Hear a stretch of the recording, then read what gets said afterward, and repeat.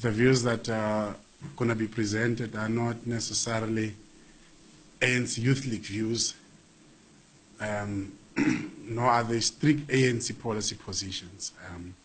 There will be areas of convergence and there might be areas of divergence. Thank you. The topic that we're going to discuss today is political economy. There's a number of definitions of what political economy is, but in the main, it's a political pursuit of economic objectives, not only in the public sector, but in the private sector, in society, and elsewhere. In the South African context, what is the structure of our economy? Our economy has certain features, namely, it's highly racialized, it's male-dominated, white male-dominated, I should add, it's import-dependent and export-orientated. What it means is that the little that we produce, we're in a hurry to export. How do we transform or alter this structure that is systemic? By two means, basically. Firstly, through legislative means. Legislative is passing of bills in legislatures, in councils, in national parliament,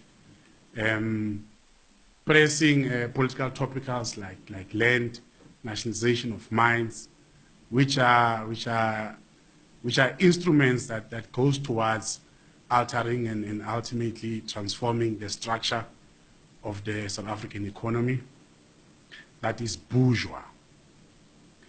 Secondly, in my view, is to build a national consensus. Is to build a consensus where, as a people, as a movement, as motive forces, as civil society, we have a shared and common understanding of what is confronting us and how we intend to address it. In my view, the question of building a national consensus is a question that is not paid sufficient attention to. We have a national development plan, and without undermining anyone, that if you can ask the third person you meet when you go outside the door, they would not know what it is. In my view, it's just but a vision of the society that we seek to create. It's a vision from where we can elaborate in more detailed plans. So, what else? Why else is national? Is there need for a national consensus? Is a question of social capital. Capital, we are tempted to look at it in its cold, hard, and economic sense. But there's a question of social capital. By social capital, it's I'm sure we understand what it means, but it's basically our culture, our behavior, how we come together, how we resolve problems when we are together. And it's important that we mobilize social capital to achieve any objectives. Social capital it's what leads to a number of protests, where as a movement and as a democratic government, we attempted to deliver services top down without engaging the people. Concepts of each one teach one, UDF mobilization methods is not what you use in service delivery.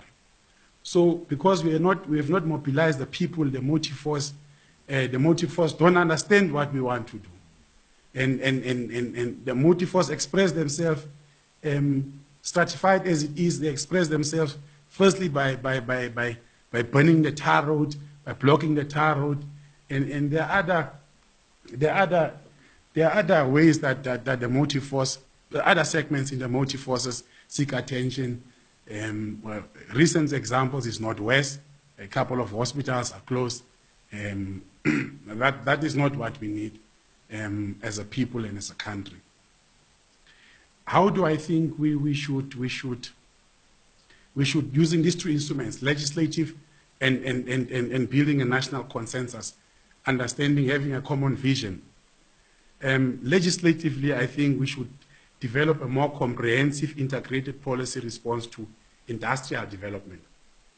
If we take our own, well, your own Kimberley as a city, development is measured by the number of shopping complexes and malls. But if you go into those malls, you ask what is consumed in Kimberley. Except biltong and drovers, everything else is imported.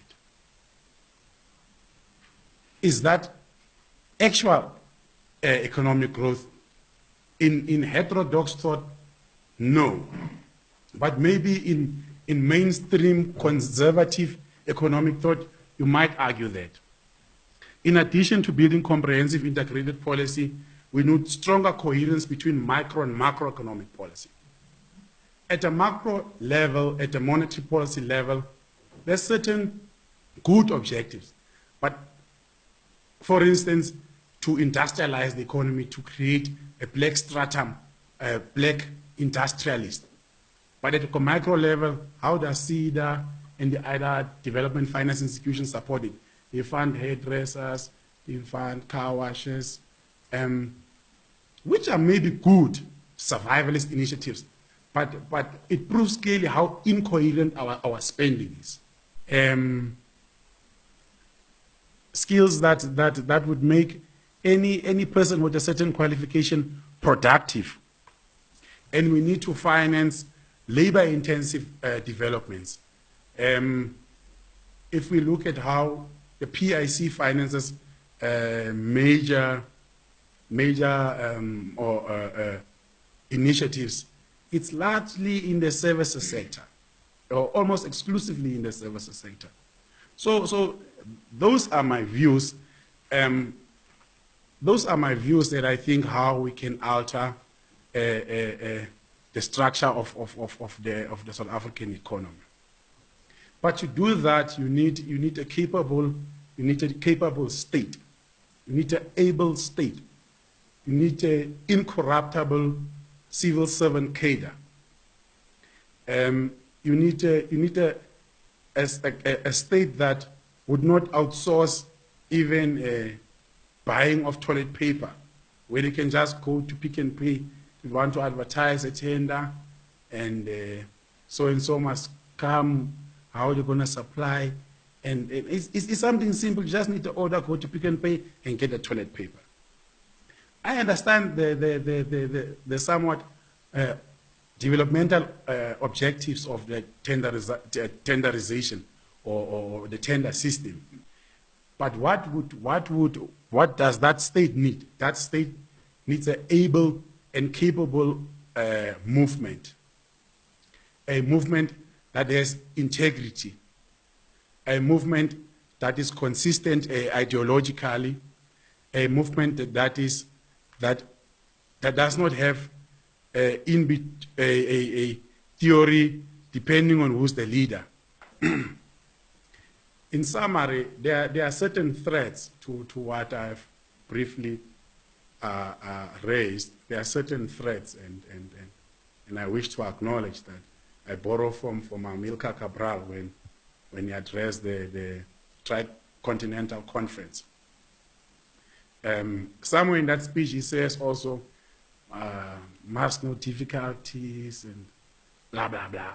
But the main thrust of that input is that he cautioned the liberation movements globally against tailism, adventurism, and populism. Thank you. Comrade Luyolo, I think you should be very specific on this thing of the bourgeoisie. I think I heard you talking about the bourgeoisie. And then I want to know exactly what happened to the BEE, because we say that white are more dominating in the economic of the country. And then I'm having an input towards the political economy. My input is that this issue of strike is like around us. I think they are decreasing the economy of ours, which there are going to be more infrastructure to be built, and like because of the damage that have been done during the strike. So thank you, the chairperson. That was it. The Comrade Luyolo spoke about the capabilities of the state as one of the state as an instrument to achieve economic development. And I assume that when he says economic development, it's economic growth that comes with jobs. And I would want to even add and say decent jobs, because there is that debate as well about decent jobs and so on. But I want to specifically, he touched on organizational capacity to drive this agenda of economic development, economic growth, to drive whether it be the second or the third or the fourth transition, whether it be a new dawn. I think he touched on a few issues. Amongst them, in terms of the capacity of the organization, he spoke about ideological stability. And I would have loved for us to have enough time to venture into that discussion, because I think largely our problems over the past 24 years or so partly, or rather largely, stemmed from, the different tunes that we sing on our ideological outlook. Today it's this, tomorrow it's that. The conference resolves this, and then the head of economic transformation calls his own press conference and communicates something else, and the head of policy commits the movement to something else. And what kind of economy do we want to pursue as South Africans? Because you realize that we say we are talking about empowering the people, but for now, up to now, we are saying economically we are not empowered. Is the problem not because we don't really want to pursue the economy that our people will easily adapt to it?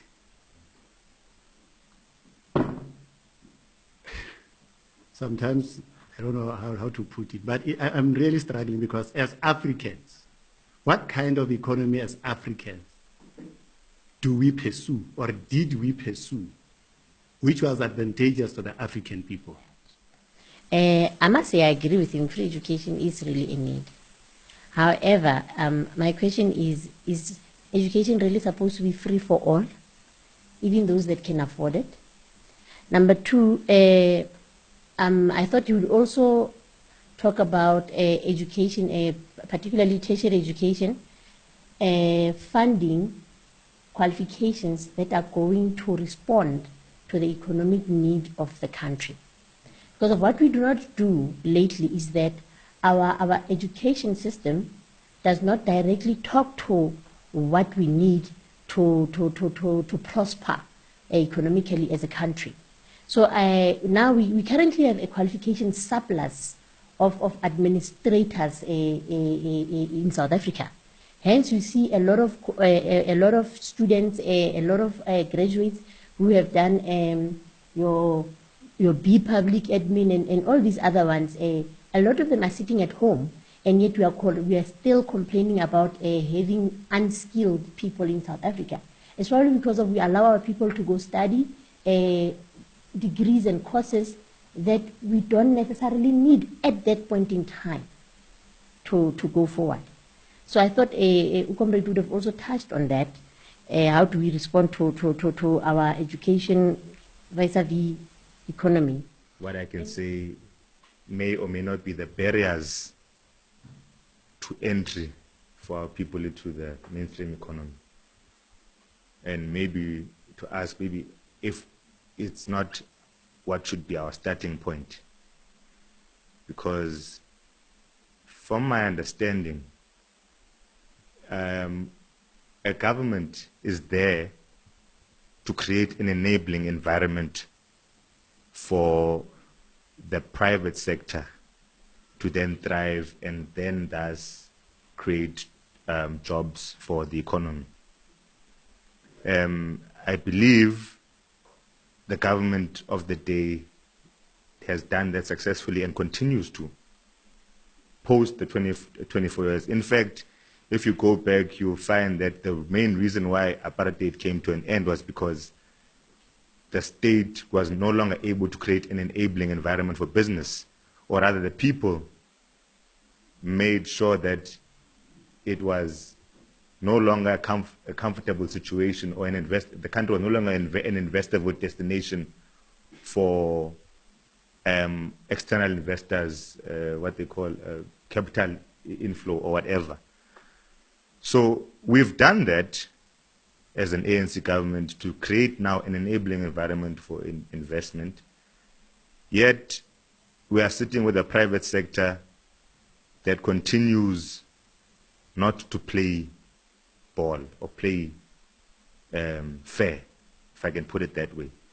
They continue, like you've expressed, they continue to import instead of invest in factories and plants within the country that will create jobs. But I'm happy that there is an increasing understanding that political economy is something that is alive, that is real. All struggles at the end of the day are about political economy. The ability of the state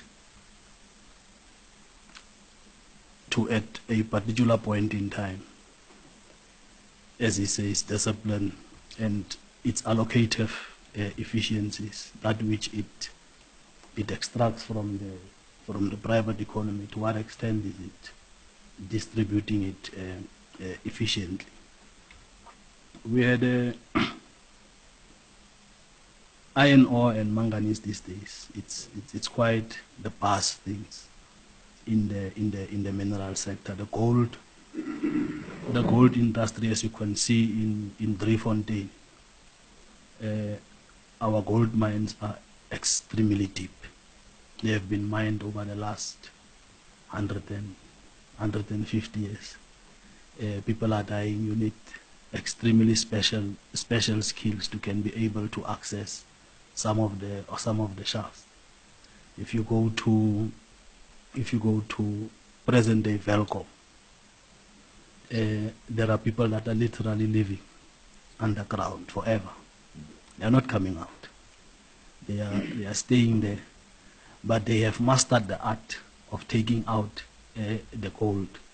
And there are people that are living quite large on the basis of the extractive activities that some of our people undergo in those areas. The shafts are inaccessible. There are what Mpumi calls that there are geologists, university-trained geologists that are working even as we speak. And they are not working for Sibanye Gold or whatever. They are working for themselves, but they are underground and their families are surviving. On the other hand, you have, as I said, this manganese iron ore. came upon an article, the Beeshoek mine from the area where I am was first mined was in 1929. 1929, the present-day Beeshoek mine was established. And where there is Kumani today, I'm not sure if comrades are familiar with the environment that side. Where there is Kumani, Kumani was founded in 1876. Those minerals there, 1876 already. So there is a lot of evidence that from a geological point of view, there is a lot of knowledge already as to where exactly are the minerals in this country. Mancha is a fashionable term that came along before Nazareth conference, and also recently we heard the president speaking about this radical economic transformation. In the back of my mind is to say, given the material condition that South Africa finds itself within, in terms of skills, are we really ready for radical economic transformation? In a sense to say, do we have the necessary skills to say that we are ready for radical economic transformation? We are not speaking to say business, we must see that business prospering. We are speaking also about having managers who will defend the interests and the gain of the country. The other issue that I also want to speak to is, as a movement, we intend to introduce policies. If you can check, government introduced RDP, there was GIE, ASGISA, NDP, seeking to address the Freedom Charter. Why don't we make the Freedom Charter policy of government, rather than developing policies that seeks to address the Freedom Charter? So it's a number of welcomed contributions, comments. In my view, broad-based economic empowerment as a strategy at the time was an intervention to before I get there, let me explain one thing. There's a difference between transform and reform. It was an intervention to reform certain fractions of South African capitalism. Its intentions has never been the fundamental reconfiguration or the fundamental transform. So with that, it's in its intentions, it had limitations. Be it good or be it bad, but it had limitations. The creation of that policy led to 1997 ANC strategies and tactics, where the black bourgeoisie, patriotic bourgeoisie, became a motive force. Contested as it was, a conference adopted. Conference argued, for instance, like Comrade Robbie, that the African and the black fractions of South African capitalism, as much as their decision-making are influence of labor, the cost of it, and price, they are also influenced by notions of Ubuntu, of notions of it takes a village to raise a child, and so on. What is the ANC's ability to lead a global or to lead African Renaissance, to lead progressives in Africa and globally?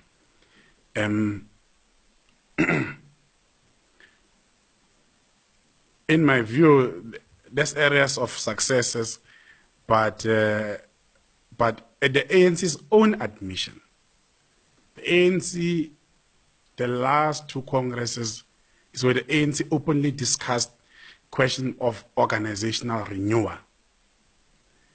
if you discuss that, adopt it as a position, it means you admit to yourself that we are challenged.